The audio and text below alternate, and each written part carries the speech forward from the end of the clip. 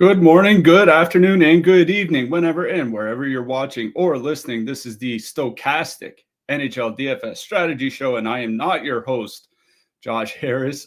Josh is not going to be able to make it today. He had an doctor's appointment out of town. God, I'm stumbling already. He had an out of town doctor's appointment. Stuck in traffic. I think he said there's an 18-wheeler turned over on the highway, so it doesn't look like he's going to be going anywhere anytime soon. Everything is fine. It's just one of those checkup type things, but he's not going to make it, so you're stuck here with me today.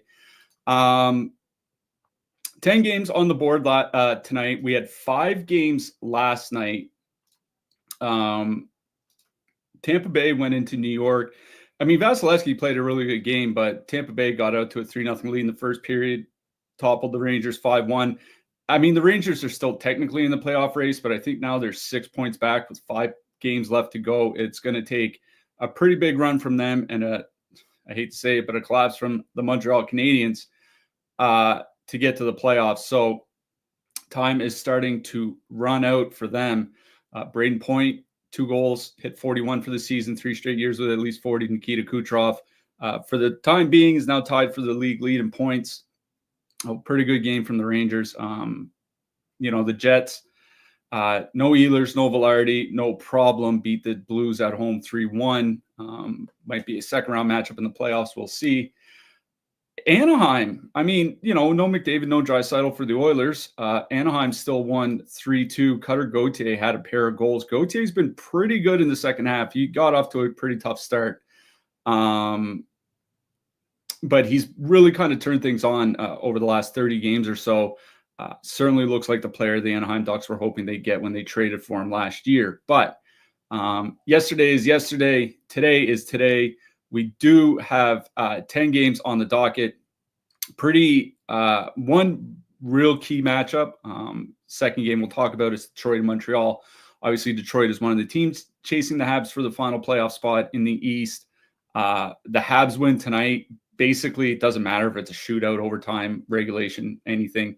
Habs win tonight. It's pretty much curtains for the Red Wings. So very big game for Montreal and Detroit, Toronto and Florida. Obviously, those two teams, Florida basically needs a win here tonight to try to be able to catch first place in the Atlantic Division. Should also mention, whoever doesn't win the Atlantic is probably going to have to play Tampa Bay. Tampa Bay, Florida, Toronto, whoever doesn't win the division out of those 3 teams, the other 2 are going to probably have to play each other unless Ottawa catches someone. So pretty big playoff chase there. We do have a couple letdown games, but, so it goes at this point of the season. Interesting 10 games. We're going to jump right into it. Pretty sure there's an ad read I'm supposed to have here. Completely forgot. So no ad read today. We'll just get right down to business. The first game, Carolina Hurricanes, they have a 3.7 total. They're going into Buffalo. The Buffalo Sabres have a 2.7 total. Carolina getting back Jordan Staal and Andrei Svechnikov. They were both out. The last game, I think Staal had missed a couple games, so it's Svechnikov, but they're both back in. They're both in on the third line with Jordan Martinook. Top line the same with Aho, Blake, and Jarvis. Yes, Barry Kotkaniemi still not back, but Stankoven and Taylor Hall on either side of Jack Roslovic. That's the Carolina side. On the Buffalo side, we have Yuri Kulik, Zach Benson, Tage Thompson on the top line. Thompson coming off the hat trick, of course. He's over 40 goals himself for the season. Second line of J.J. Peterka, Ryan McLeod, Jack Quinn. It's fun. Well, it's not funny. I feel bad for the people who played Carolina on Saturday because that was the Fantasy Hockey World Championships. Carolina got pretty much embarrassed by Boston. Boston had a huge game. I think the final was 5-1, if I'm not mistaken. So, even at this time of the year, those bad teams could still beat the teams that are hoping to win the Stanley Cup this year. So that's why we do have to talk about Buffalo here quickly, because that top line of Kulik, Benson, and Tage Thompson, they're only up to 85 minutes together at 5-on-5, but 68 shot attempts, 3.2 expected goals, 4.7 actual goals. Now they're shooting 14.5%, but even if they're at like 10%, this line would be nearly a full goal higher than the league average. So they're generating a lot of offense. Obviously, Kulik and Thompson have been very good together this season. They're very reasonably priced.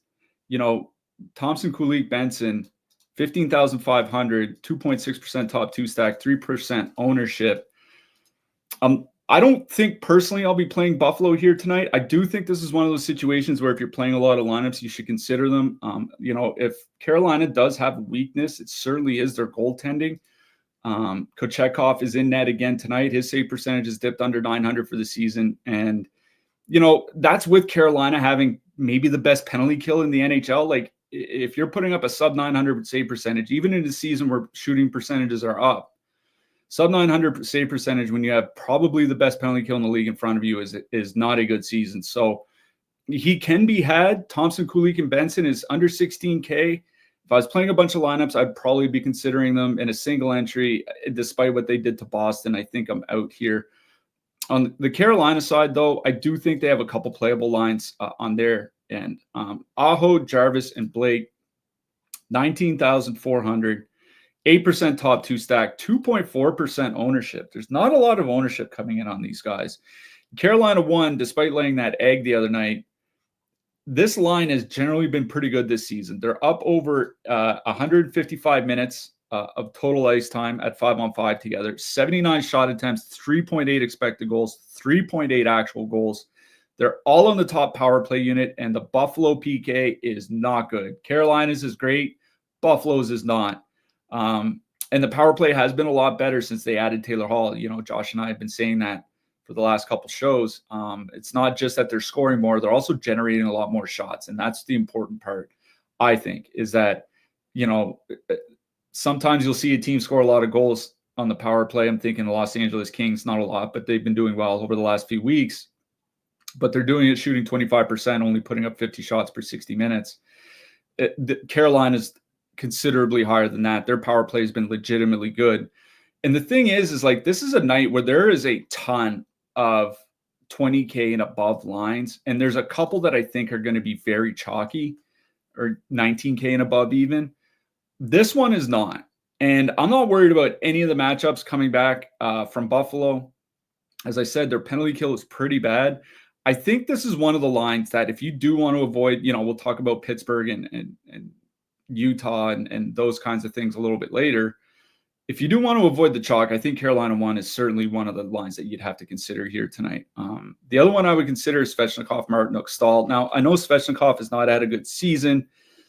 This line has been good, though. 78 shot attempts, 2.9 expected goals, 3.9 actual goals per 60 in about 125 minutes together.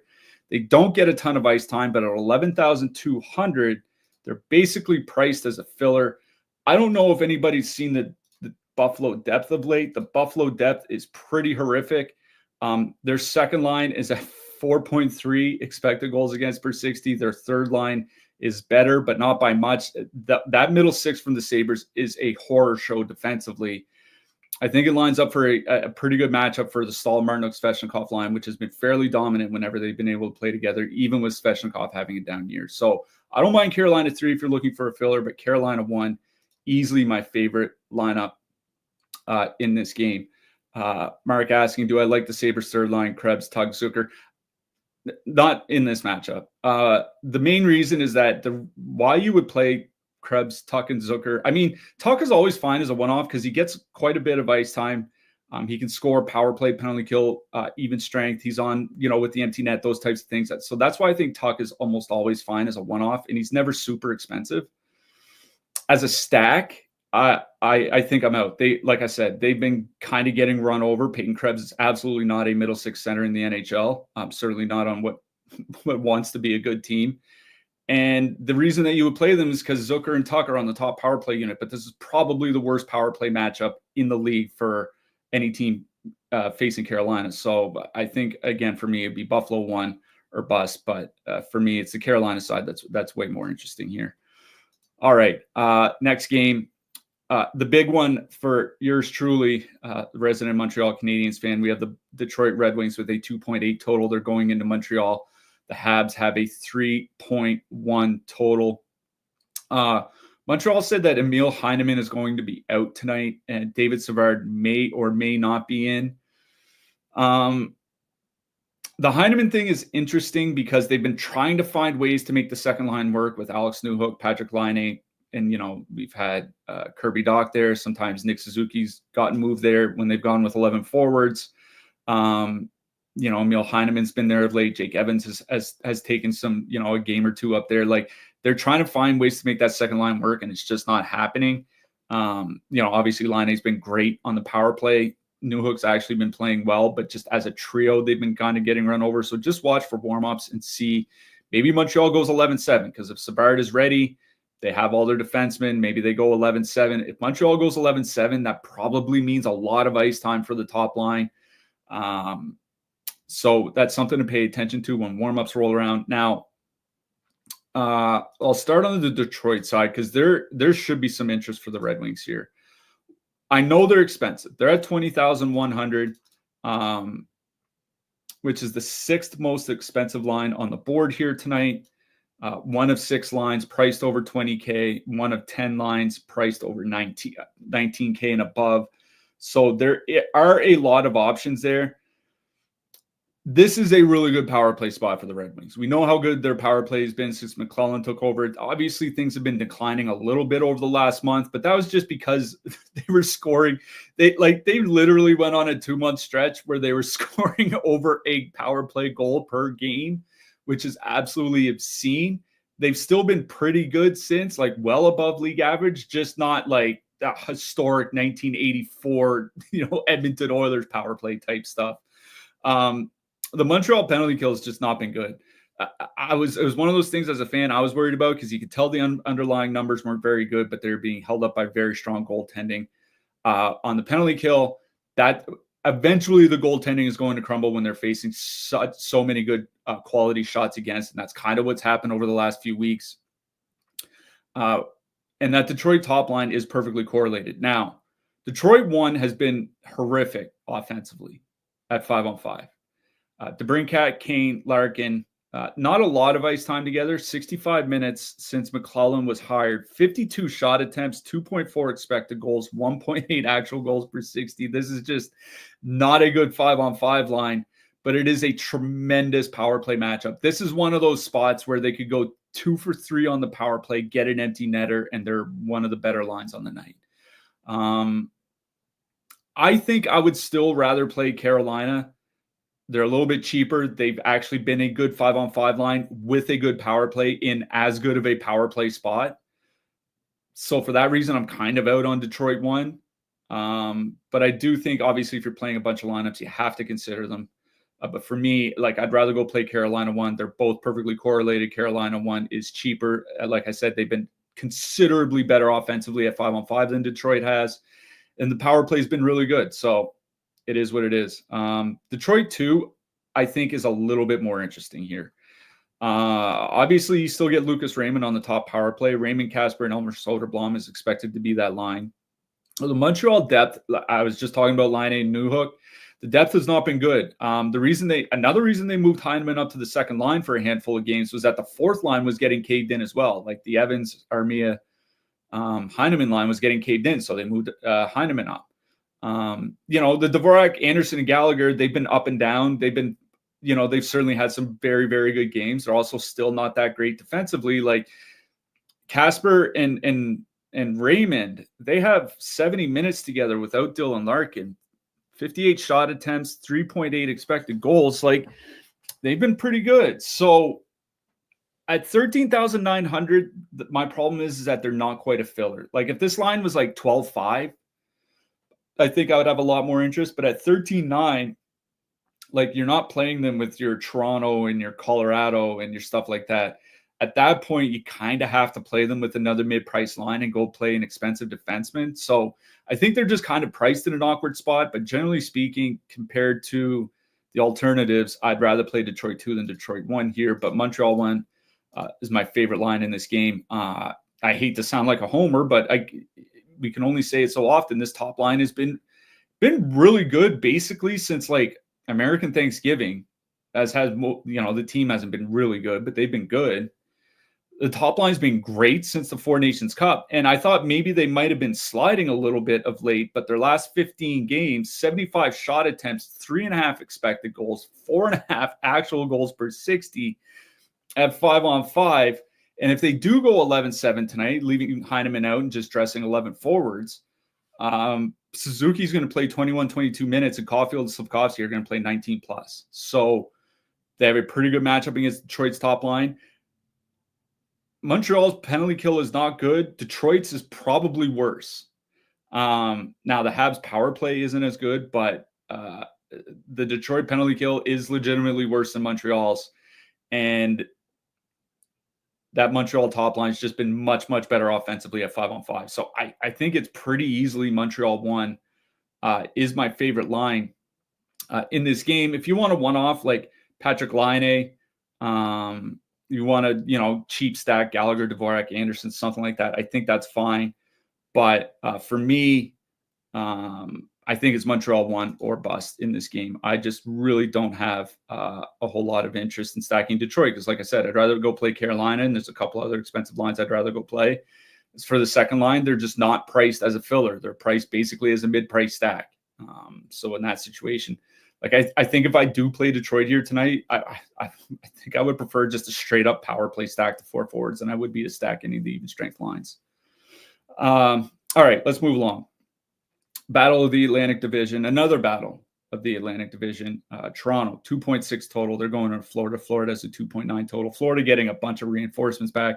Alexander Barkov, Sam Reinhart, Gustav Forsling, all expected to play. Obviously, they kind of sat out the last game. Sam Bennett is still out. I'm saying Sam Bennett's probably going to be out for the rest of the regular season, though they expect him back for game 1 of the playoffs. But no Sam Bennett. So the top line is Barkov, Reinhart, Verhaeghe. Second line is Lundell, Luosterainen, Marchand. Back to this old Florida top line. Josh and I have been saying it. They've been dominant defensively.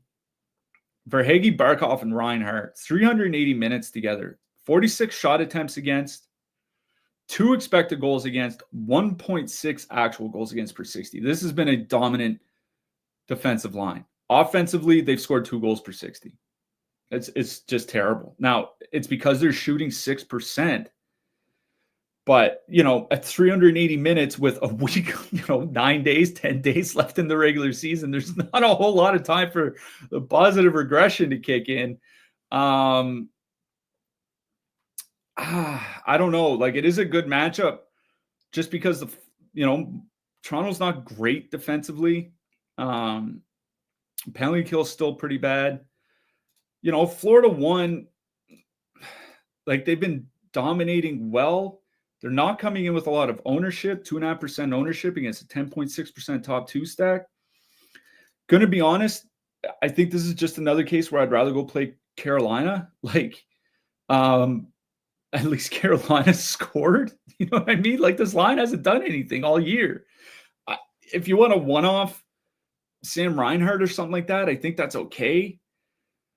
The second line, Lundell, Luosterainen, Marchand, like, I guess they're playable, but again, they're 13K. They're not far off from that Detroit second line that we just talked about. They're a little bit cheaper, so they're more of a filler stack. They're coming in over-owned. 1.4% top 2 stack, 5.2% ownership. I'm going to be honest, I think my interest in the Florida side is one-offs. One-off Sam Reinhart, one-off Anton Lundell, one-off Mackie Samoskevich, like those types of things, rather than full stacking anything and just kind of hoping that Joseph Woll holds up in net for Toronto. They just haven't done anything at 5-on-5. And if you don't do anything at 5-on-5, you're basically relying on 2 power play goals plus an empty netter to get there.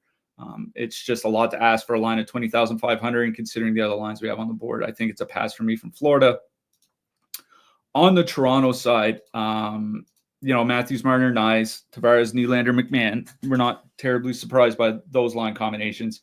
Probably out on Toronto. As I said, that Florida top line has been arguably the most dominant defensively in the NHL this season, certainly among them. And getting Gustav Forsling back just makes that matchup even worse. Toronto 1 has been up and down. Austin Matthews, like he has 42 shots in his last 10 games. I think 6 goals in his last 10 games as well. So, Matthews always makes sense as a one-off. If you want to avoid what should be some chalkier spots, like, Sidney Crosby's probably going to be fairly chalky, like those types of things. I think Matthews is fine as a one-off, but I'm out on Toronto 1. For me, Toronto 2 is probably where my interest would be, but they're 19,000. 19K for Nylander, Tavares, McMahon. McMahon's probably going to play about 16 minutes. Tavares, Nylander, 18 to 19. Carolina 1 is $400 more expensive. And they're not facing, a team with a tremendously gifted defensively top line with a very good penalty kill. Like, that's the other thing, is that it's not like Florida has a bad penalty kill. Like, sometimes you have a good defensive team at 5-on-5 that is a bad PK. That is not the case with Florida since the trade deadline. I think it's like 5th or 6th fewest shot attempts against per 60 minutes, 5th fewest goals against per 60 minutes on the penalty kill over their last 25 games. So this is a really bad power play spot for Toronto. So, one off William Nylander, one off Austin Matthews, like those types of things, I think they're okay. I'm going to be honest, I think it's basically the same thing for both sides. This is a game with a 5.5 total where neither team has an implied total of 3. So as far as stacking 20,000 plus K line, 20,000 K plus lines, or a $19,000 second line, I think it's just that it's a no for me, dog. Moving along, not quite the same playoff implications here, though. New Jersey probably would like a win. New Jersey is at home to Boston. New Jersey has a 3.2 total.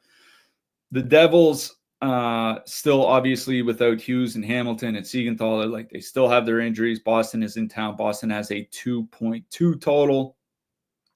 Looks like Jacob Markstrom is going to start for the Devils. He's not officially confirmed, but it certainly looks like he's going to be starting. Jeremy Swayman on the other side for Boston. The Devils are going with a top line of Bratt, Hischier, and Nason. Now, this isn't a line that has played a lot together this year, but in nearly 60 minutes, 78 shot attempts, 2.8 expected goals, 5.4 actual goals.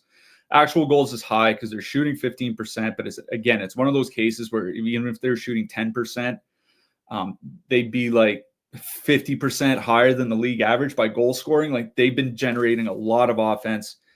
We know how bad Boston has been defensively.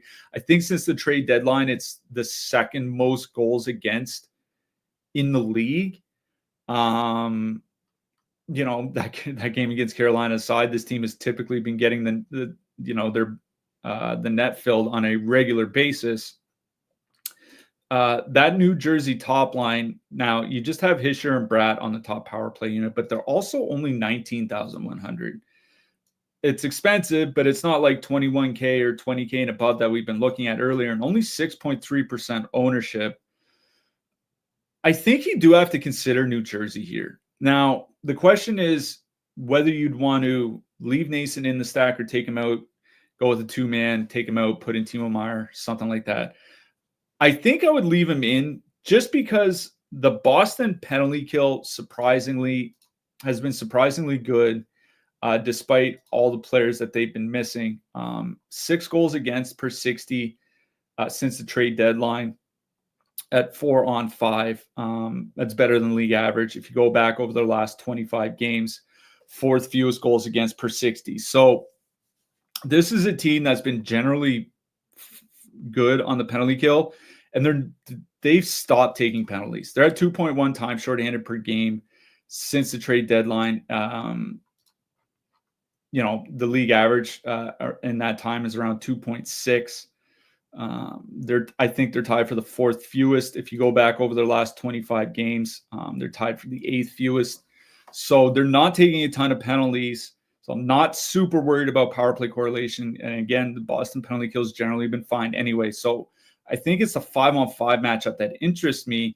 And because of that, it's New Jersey 1. I don't have a lot of interest in Meier, Mercer, and Haula. That line's at 2.3 expected goals, 53 shot attempts per 60 at 5-on-5. It's like Detroit 1 just on the second line. Now obviously they're cheaper at 16,200, but for me, this is a game about Hischer, Bratt, and Nason. 19,100, 10.9% top two stack as well. This is a line, one of 8 lines that has a top two stack percentage of at least 10%. And, 2 of those lines are going to have double-digit ownership. This one's at 6%. So I definitely think that New Jersey one should be in consideration here tonight. Nothing from the depths for me. I think Timo Meier as a one-off is fine, even though he's a little bit expensive, but I think he's fine. On the Boston side, Pasternak, Geekie, and Lindholm is 18,600. They're even cheaper. Obviously, they had that monster game on Saturday night against Carolina. And Geekie's knocking on the door 30 goals. David Pasternak, obviously, 40 goals and one of the best offensive players in the league. He's still having his kind of season. David Pasternak has the second highest fantasy point projection of any winger here tonight. I do think there should be some interest in Boston one, because it isn't as if New Jersey has been stalwarts defensively, right? If you go back over New Jersey's last 25 games, 5th most expected goals against per 60 in the league. Boston's actually just behind them. Their goals against have been fine because Jake Allen has been really great. Jacob Markstrom has had some good and some bad games, but he's been a little bit inconsistent. I do think Boston won, there should be interest on that side. Now, if you just want to play one off David Pasternak or something, I think that's fine. In a nutshell, I would still rather play New Jersey. They're a little bit more expensive, but they have the higher top two stack. They're at home. Boston has, been pretty bad defensively, again, as has New Jersey, but the Boston goaltending has typically not been anywhere New Jersey's level. I would still go with New Jersey one, but I think both top lines should be given some consideration here tonight. I would lean New Jersey, go with the higher total, but I wouldn't just, push Boston aside just because of how bad the team has been. Generally speaking, the top line has still been pretty good offensively. Nate Plessner, Hypnotoads, says, Blake, my man, thanks for everything this season. Thanks a lot for sticking around in the Discord. Certainly appreciate the people that are regulars in the Discord, people that support us, people that help each other out in the Discord as well. Certainly makes it fun just to kind of hang out in there through the day. So thanks a lot for the super chat, Toad. We'll see how things go tonight. Maybe Jackson Blake can take us to the promised land here. All right. Next game, Ottawa, 3.1 total. They're going into Columbus. Columbus has a 2.9 total. Still no Brady Tkachuk for Ottawa. Anton Forsberg is going to get the start. On the Columbus side, they nuked their lines again. I said this in our Discord. I don't understand what Columbus is doing. They lost 7-3 to Colorado, and then they just nuked their lines. They've nuked everything. They had one of the best top lines in the league with Voronkov, Marchenko, and Monahan. They had a productive second line who may have been leaky defensively, but it is what it is. And the third line with Olivier Danforth and Zach Aston Reese was legitimately good. Not just Columbus adjusted good or decent third line for a borderline playoff team, an actually good third line. And then they just nuked everything, and they've been getting their ass kicked since. You get what you deserve sometimes. The top line, the thing with the top line is even without Voronkov, they've still been pretty good, really good. 215 minutes for Monahan and Marchenko without Voronkov, 3.4 expected goals, 3.4 actual goals per 60 at 5-on-5. With Boone Jenner there, now they are perfectly correlated on the power play. 17,600 is a pretty reasonable price. They're not priced up with the Carolinas and the Torontos and even the New Jerseys or something like that. 6.5% top two stack is just fine. They have positive leverage. I wonder how Jenner is going to work on the top line. Obviously, we don't have a sample there. Jenner has not spent that much time on the top line since he returned from injury. But it is a perfectly correlated line. And they're probably all going to play around 18 minutes, if not more. Facing an Ottawa team missing their best forward, playing their backup goalie, and Columbus is at home. I do think there are a lot of reasons to go back to our Columbus Blue Jackets. Actually, hashtag not my Blue Jackets. I still can't believe what they're doing with their lines. this team has a Cole Sillinger problem, just like New Jersey has a Dawson Mercer problem. James Van Riemsdyk on the second line after scratching him for 3 weeks or something. Like, what are we even doing here? Anyways, fun team to watch. Frustrated with the coach. Columbus won. I think they are very much in play here tonight because at 17, it's not like they're 19,600 or something like that. 17,600. You can put them in with another mid-price stack, and you can still pay up for one of the expensive guys like Werenski, like Makar, like Thomas Harley. We'll get to those games later, but Marchenko and Monahan have generally been able to make it work no matter who the third wheel is. And that line is correlated. So I do like Columbus one here. It's the only line I like. I have no interest in Johnson, Fantilli, and James Van Riemsdyk. I don't think that third line is going to be any good. So it's Columbus one or bust. On the Ottawa side, they're going back to Stützle, Zetterlund, Giroux because no Brady Tkachuk, and Batherson, Cousins, Perron. Now, I imagine they're going to send out Monahan and company against Stützle and Giroux, which would free up Cousins, Batherson, and Perron, as well as the Pinto, Grieg, and Mario line against the depth from Columbus. And the depth from Columbus is just not going to be good. It's just not. They're playing Eric Branson again. Like, what are we even doing here? Batherson, Cousins, Perron, 15,800, 3% top two stack, 3.7% ownership. You get Batherson and Cousins on the top power play unit. The Columbus penalty kill not been very good. It's been better lately, but it's because of 890 goaltending, which is not completely unsustainable, but fairly unlikely. So I don't mind Ottawa 2 here. They're 15,800, so they're even, almost 2K cheaper than Columbus. They're going to get great second and third line matchups.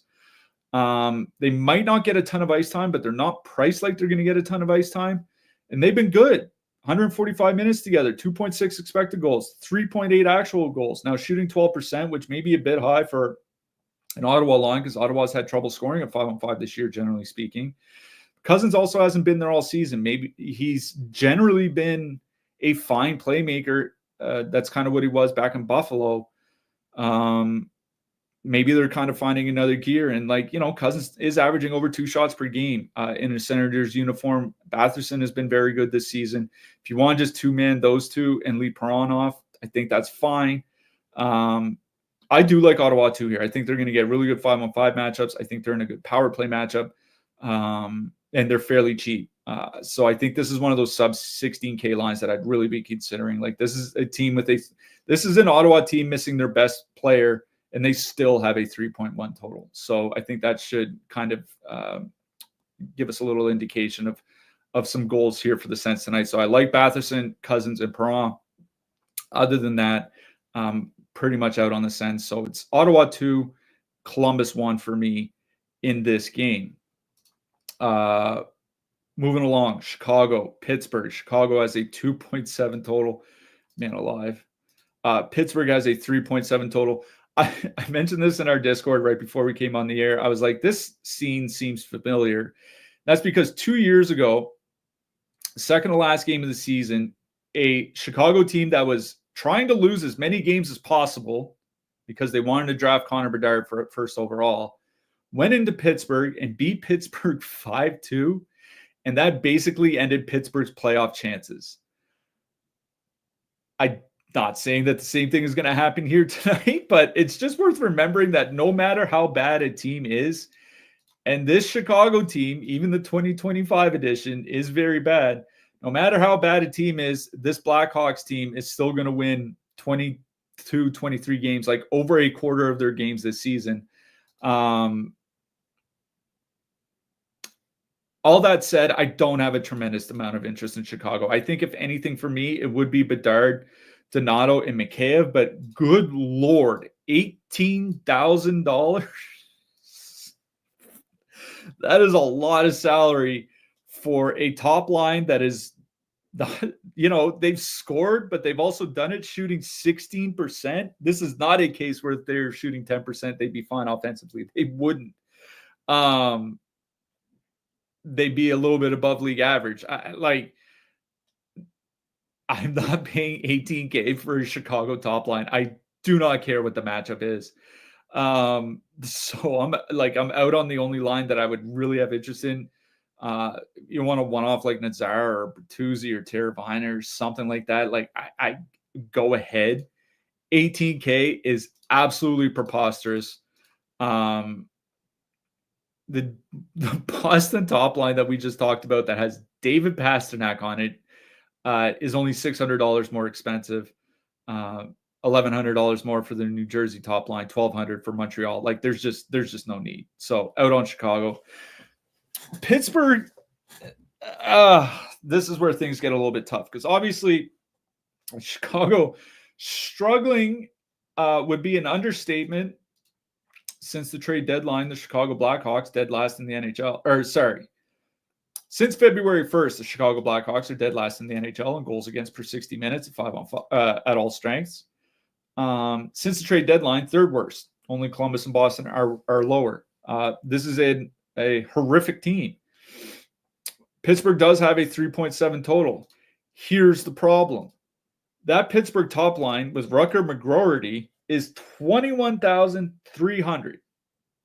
Rutger McGroarty, who is a good prospect, by the way. This isn't meant to slander him. I do like him as a prospect. I think he's going to be a longtime NHLer, probably like a second line offensive player. And he's playing next to Sidney Crosby. That's pretty good. He's still a rookie priced at $5,500 on DraftKings tonight. Just a cursory look. Pavel Dorofeyev, who is on pace for a 35-goal season, is $5,400 here tonight. Morgan Geekie, who might crack 30 goals this year, is $5,200. Patrick Laine, who has like 20 goals in 50 games or something like that, is $5K. McGroarty is just wildly overpriced. It's that Matthew Nyes thing that we always talk about, where Nyes is wildly overpriced because of the guys he's playing with. And that's happening here to McGroarty. I mean, the matchup, obviously, as well against Chicago. But it's happening here to McGroarty. I'll bring up the projections for Pittsburgh.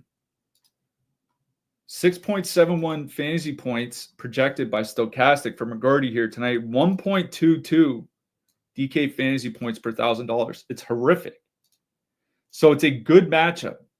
Rust and Crosby are good together. I still don't think I can do it just because McGroarty's just so wildly overpriced. The other two are fine for the matchup.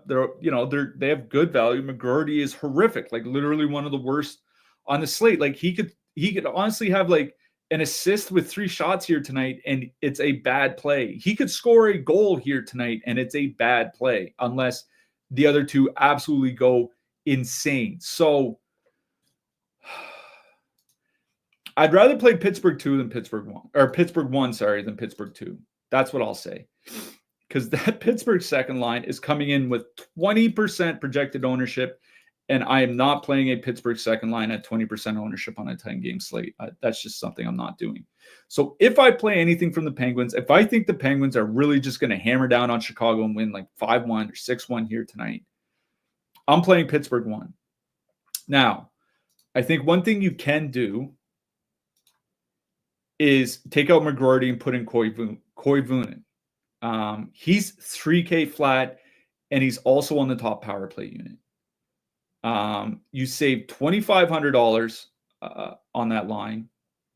So that brings that line down to 18,800. How chalky is that going to be? I don't think there are going to be a lot of people leaving McGroarty off to put in Koivunen. But it does save you $2,500. Makes it closer to a mid-price stack. Koivunen's going to be super chalky here tonight because he's 3K.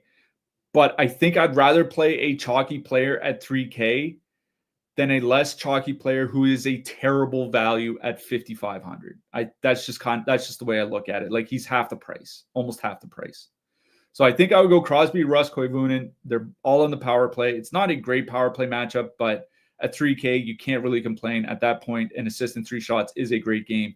So Crosby, Rust, and Koivunen is kind of where I would go here. If you want to just full stack the Pittsburgh power play or something like that, like I guess that's fine. But that's how I would approach Pittsburgh here tonight. just because I think McGroarty is so wildly overpriced and there is so much ownership on the second line that I would kind of get rid of McGroarty, put in Koivunen, and just go about my business. I think that's how I'd approach the Penguins here. And again, no real interest from me on the Chicago side.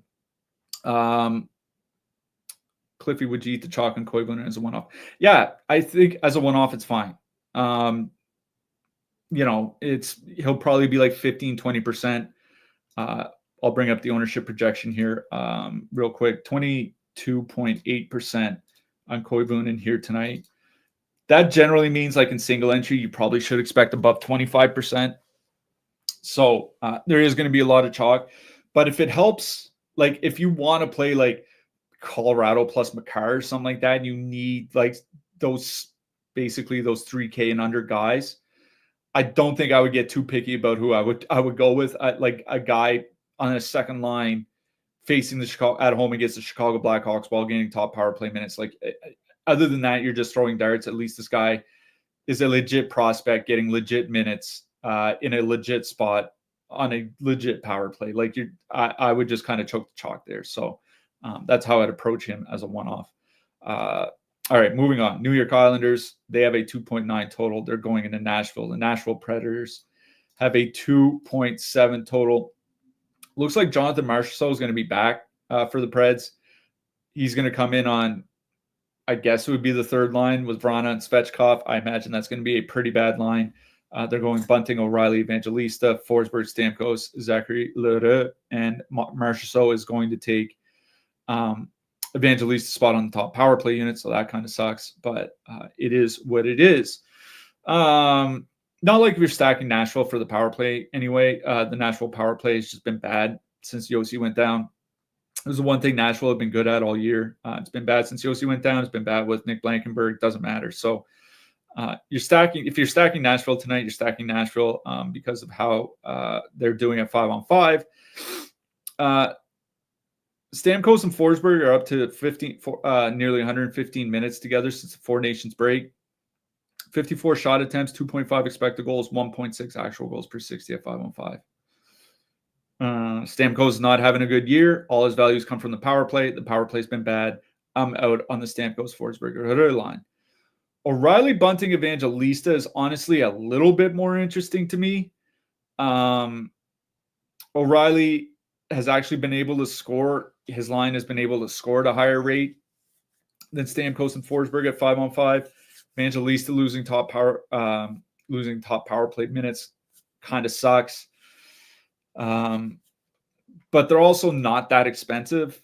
The Islanders aren't a great defensive team. O'Reilly, Bunting, Evangelista is $14,300. I think that's my problem, is that they're basically priced like a mid-price stack. And I don't have a lot of interest in playing a Nashville line with a bad power play. And what is a good power play spot, but they have a bad power play coming in with ownership at double the top two stack percentage at an awkward price. So basically out on Nashville here tonight. On the Islanders side, I do think they have a couple playable lines here. It's not like Nashville has been that great defensively. I was looking since the trade deadline, the Nashville Predators, like just outside the top 10 by expected goals against, by actual goals against. Obviously, they've been a lot worse. Justin Anderson is in net. Looks like he's going to be in net tonight, so not a bad goaltending matchup. Neither of the Islanders lines, none of the Islanders' top two lines has had a lot of time together, but Horvat, Palmieri, and Lee is up to 64 minutes, 64 shot attempts, 3 expected goals. Now, only 1.9 actual goals because of a low shooting percentage.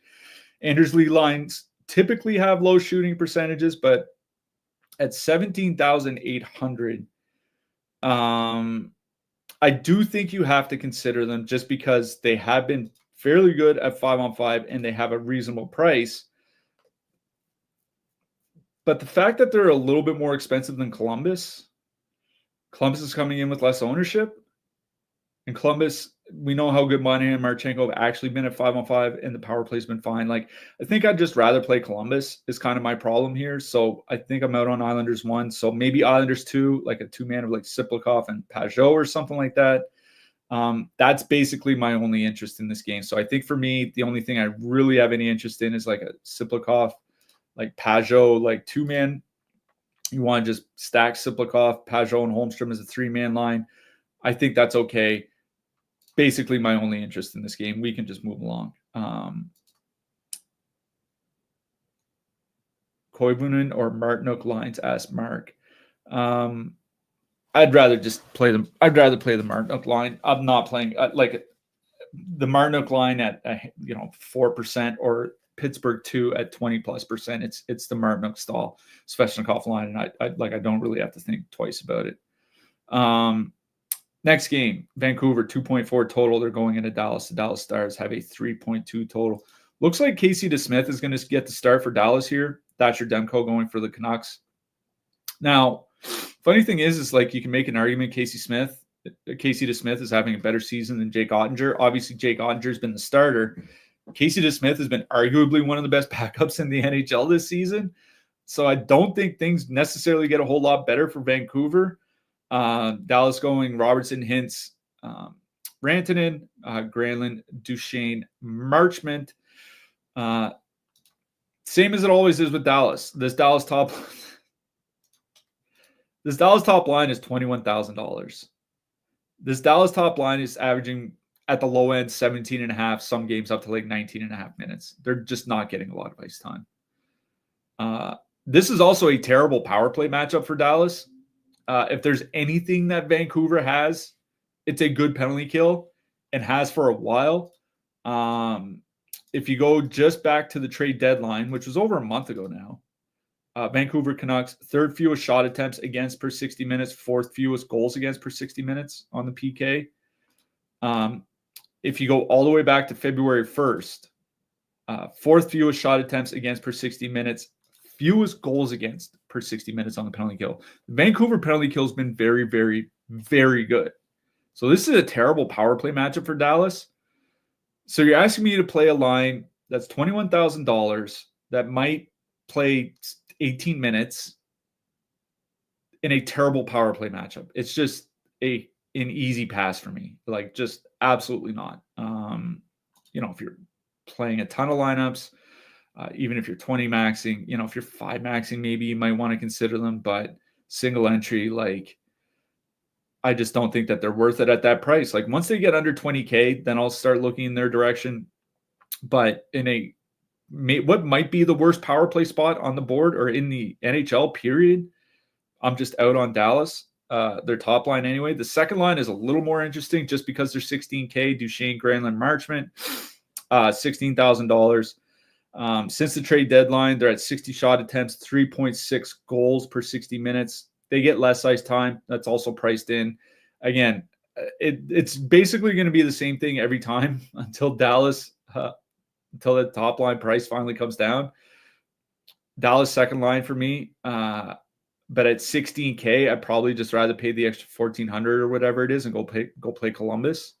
So I think Dallas 2 is certainly in play. It's the only thing I really like from the Dallas side.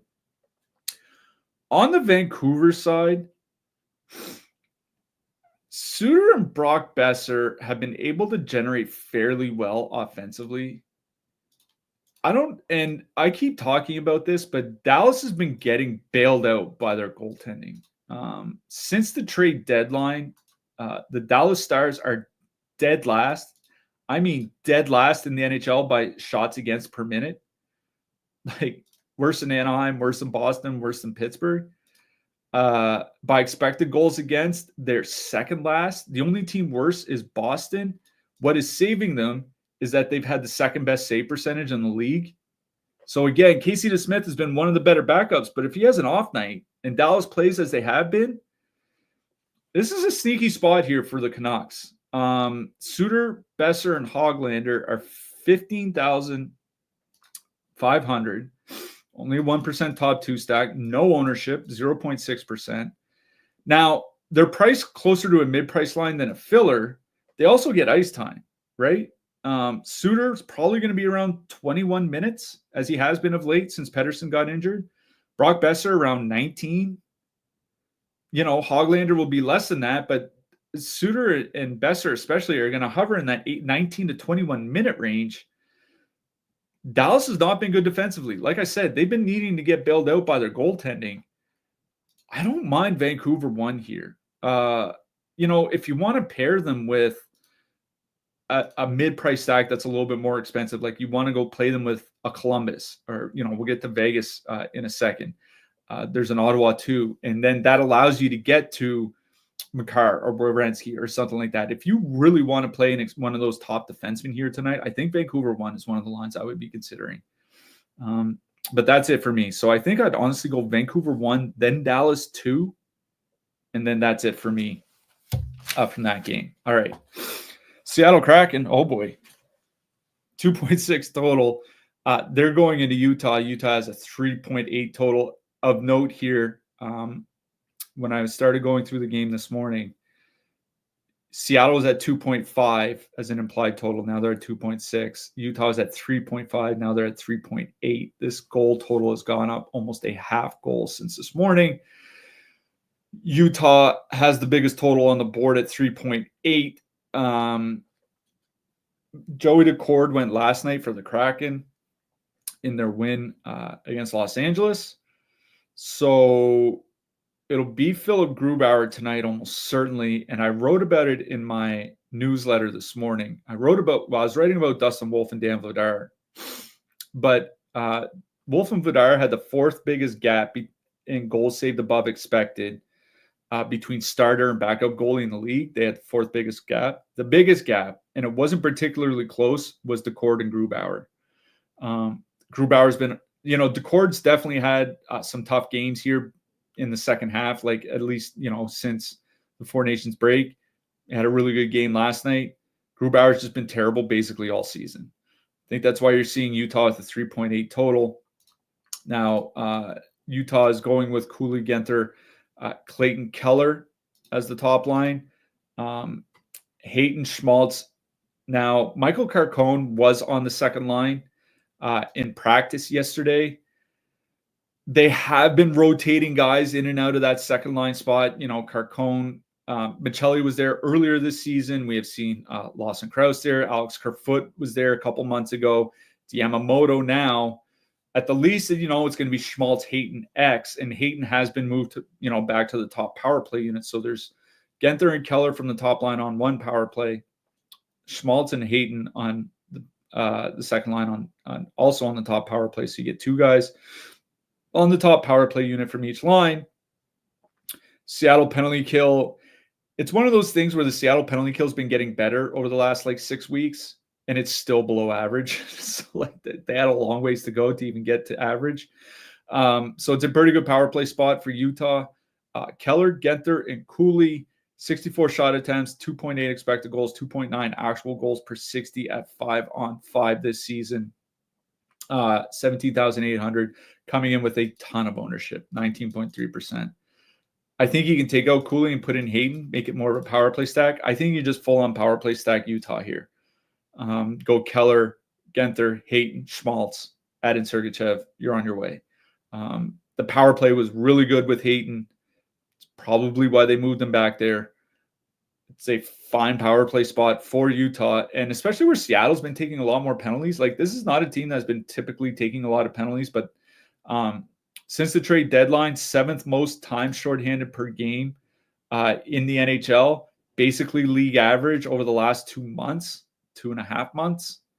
So it's not a bad power play spot for Utah. I think I would just full on power play stack here, honestly. If you do want a cheap stack, I would honestly go to Doan, Krause, McBain. They've been good as a third line for Utah. They're coming in with way less ownership than that second line, even despite having virtually the same price. Obviously, they have a lower top 2 stack percentage, but both are under 1%. But, that third line is going to get some fine matchups. You can fit them in with your 20K lines. I think if I were to 3-man stack a line, it might honestly be Utah 3. Other than that, it's Utah power play. That is easily my favorite stack on their side. On the Seattle side, because Josh isn't here, I can finally no, I'm just kidding. The line I actually like best is Eberle, Schwartz, Stevenson. Eberle and Stevenson 165 minutes together this season, 58 shot attempts, 2.5 expected goals, 3.6 actual goals per 60. Eberle and Stevenson are one of the few combos, maybe the only combo Stevenson has been good with offensively this season, but they're at 13,100. So it's one of those spots where they're not priced as a filler. So you're kind of lumping them in with the mid-price lines. I think that Eberle Schwartz Stevenson line is the line that I would go to. It's the only line I really have interest in on the Seattle side. I don't have any interest in Seattle. For me, this is easily a Utah game. They have a 3.8 total for a reason. All right, last one. Vegas, 2.8 total going into Colorado. Colorado is a 3.1 total. I didn't check to see if the line moved since the show started, but just before we got on the air, Colorado coach said none of their day-to-day players are coming in for this game. So that means Natchez Drouin, Josh Manson, and Sam Girard are all out. It's basically 2/3 of their second line and their second pair are out. That is a lot of talent missing for Colorado. Now, their top guys are still there. And the Colorado top line has been tremendous this season as currently constituted. It's McKinnon, Nichushkin, and Lehkonen. 20,200, 17.2% top two stack, 12.2% ownership, sorry. That line in nearly 125 minutes together this season, 78 shot attempts per 60, 3.5 expected goals per 60, 5.4 actual goals per 60. Because of the injuries, McKinnon's been averaging like 23 minutes a game over his last 5 games. Even Lehkonen, who hasn't been on the top power play units, over 20 minutes a game in his last 5 games. Like, that's what happens when you're missing Natchez and Drouin from the lineup. They're getting a lot of ice time. Vegas is good defensively. I think you got to consider Colorado here. 1, because of ice time. 2, because of how good they've been. 3, they do have the highest top 2 stack on the board here tonight, even higher than Pittsburgh. So I really do like Colorado 1. And at 20,200, you can basically fit them in. You can add Cale Makar if you want to go punt the rest of your spots. You can do it. If you want to take out Lehkonen and put in like Charlie Coyle to give you a little bit more power play correlation, I think that's something that you can do here tonight. But it is Colorado 1 I like best. I have no interest in the Colorado depth. On the Vegas side, I think Vegas 1 is in play, but Vegas 2 is kind of where my interest is here. Dorofeyev, Saad, and Brett Howden, 11,700, 4.2% ownership, 0.7% top 2 stack. They're priced as a filler. Saad and Dorofeyev are up to nearly 90 minutes without Thomas Hertl. 2.4 expected goals, 2.7 actual goals per 60. So they've been above average offensively. Again, Colorado's forward depth has been kind of hollowed out because of the injuries. Their second pair is gone. So once you get the top pair off the ice, then you're starting to get into, at that point, like you're getting into your Keaton Middletons and your Eric Johnsons and your Ryan Lindgrens. I don't know, man. It's not a great matchup. That's why I'm kind of avoiding 16,700 Vegas 1. I think Vegas 2 is kind of where my interest is in this game. If you want to go play Vegas 3, the Smith, Carlson, Olofsson line, I have no issue with that. I would probably go with Saad, Dorofeyev, and Howden, though. So for me, it's Colorado 1, easily my favorite line in this game, but I think Vegas 2 is certainly in play as a filler. All right, let's talk about some defensemen here. Top of the board for defensemen, Cale Makar, Zach Werenski. I don't think that's a surprise to anyone. Makar has the highest projection, and it's not even close amongst the expensive defensemen. He's 2.3 DK points higher than Werenski is. He has the best point per dollar of any defenseman, 6K and above at 1.96. So Makar is easily the best play. I do think Werenski is fine. The guy that's interesting me a little bit is Quinn Hughes. Again, Dallas has not been that great defensively. If you don't want to stack Vancouver, I do think Hughes makes a pretty nice expensive defenseman. Like you save over $1,000 from Werenski and Hughes, or Werenski Makar, sorry. He has the third highest projection, and it's not really that bad of a matchup. And, you got to think that if, Vancouver can get to like 4 goals here tonight, that Hughes is going to be a big reason why. So I don't mind Quinn Hughes amongst the expensive guys either. Mid-price range, like Sean Durzi is projecting extremely well. Matt Grzelcyk, obviously, in that matchup against Chicago. I think Shane Gostisbehere is in a fine spot for Detroit. Shea Theodore is under 5K for Vegas. Don't mind him. Mikhail Sergachev is in a great spot for Utah, so he's in play. Lane Hudson, it's a really good power play matchup for Montreal. He had a sick goal the other night going end to end, just saying. So Durzi, Grzelcyk, Shane Gostisbehere, Shea Theodore, Mikhail Sergachev, Lane Hudson. Those are kind of in the mid-price guys. For the cheaper guys, Alex Carrier is projecting well for Montreal. Dmitry Orlov for Carolina, I think he's been earning about 21 minutes a game of late, so I think Orlov is fine. Adam Larson is projecting very well for Seattle. Alex Vlasic, the same. Sam Rinzel for Chicago.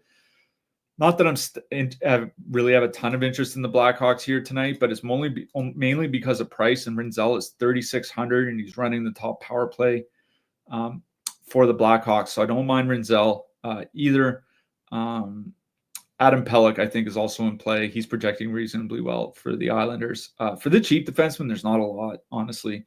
I think Ryan Lindgren, now that we know that Gerard and Manson are out, I think Lindgren is my favorite play under 3K. And if Ryan Lindgren is my favorite defensive play under $3,000, I think that tells you about the defensemen that are under $3,000 here tonight. So Lindgren, Brandon Carlo, I guess, Victor Mancini. There's just not a lot for under 3K. I think you want to get to at least the $3,000 mark. Goalies. I had Jake Ottinger. Casey DeSmith, I think, is perfectly fine. The top projected goalie on the board here tonight. I'll bring up the screen here so everybody can see. The top projected goalie is Jacob Markstrom here. Nearly 14 DK points, just not that far behind him. We still have Ottinger in here, but it's Casey DeSmith starting. It'll be pretty close. So that's why I think it's fine. I worry about Markstrom because New Jersey's just a horror show defensively, but Dallas has kind of had the same problem. So I think, pick one or the other. I would probably lean to Casey DeSmith, but I think either is fine. I think one of the guys that I'm kind of have a little bit of interest in here is Ilya Sorokin. He's 7,900. As far as total projection goes, he's 4th on the board. Tied for the 3rd highest fantasy point per dollar. Like Nashville's not really been that great. Islanders one big, I mean, they have a lot of weaknesses, but the big weakness has typically been the penalty kill. Sorokin has been really good on the PK for like over a month now, and Nashville power plays bad. So honestly, I think Sorokin amongst my 8K-ish and above goaltenders is my favorite, but I also think DeSmith and Carl Vejmelka are very much in play here.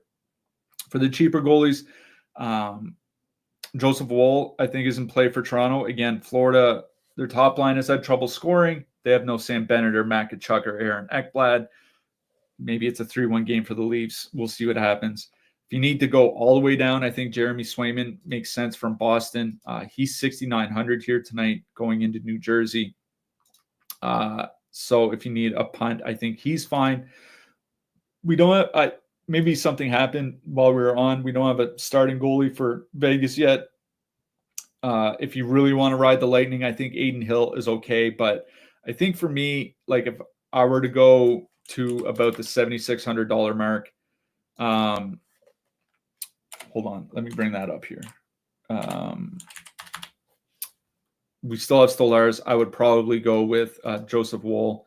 Elvis Merzlikins, I think, is okay. I do worry about him just basically turning into a pumpkin recently. So I think for me, it would be Joseph Woll, Jeremy Swayman, Aiden Hill for 76 and lower in that order.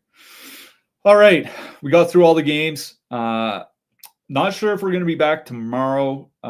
Again, there's a little over a week left in the season. Anybody that's playing tonight, like this is what the contests are like when the slate's big. Like with the smaller slate tomorrow, I don't imagine they'll be very good. So if the contests aren't good, we won't be back tomorrow. If they are good, we will be. We will be back for sure on Thursday. Josh will be back then as well. Thank you, everyone, for sticking around to watch the show. We had nearly around 300 people concurrently. So appreciate you guys. My hat trick pick for tonight is I'm just going to be a chalk donkey. I'm going to go to the team with the highest total, a guy that is having a really good year. And I think could be a big part of the Utah franchise going forward. I'm going with Barrett Hayton. So again, thank you everybody for sticking around. Good luck tonight. We'll see you Thursday for sure. Maybe tomorrow. We'll definitely talk to you in the Discord.